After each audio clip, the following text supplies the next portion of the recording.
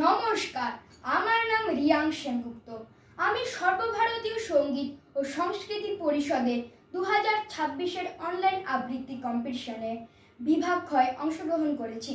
আমার আজকের নিবেদন কবি ভবানী প্রসাদ মজুমদারের কবিতা হরিনামের পরিণাম।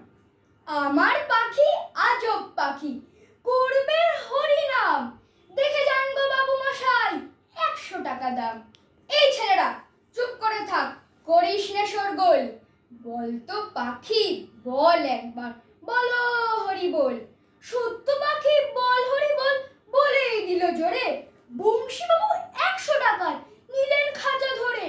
বাড়ি ফিরে সবাইকে জড়ো করলেন ডেকে। জনা 50 লোকের মাঝে বললেন জোরে হেঁকে, এই যে পাখি দেখছো সবাই, মথুরায়ের ধাম। এই পাখিটাই দেখবে কেমন, করবে হরিনাম। এই ছেলেরা চুপ করে থাক, করিস নে শোরগোল।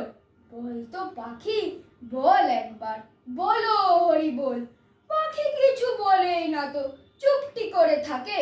বংশীবাবু রেগে মেগেই বলেন তখন তাকে, এত করে সাজছি তোকে, বাড়লো কি তোর দর?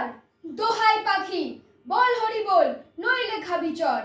বললে পাখি চুপ করে থাক, এখন আমি শুই।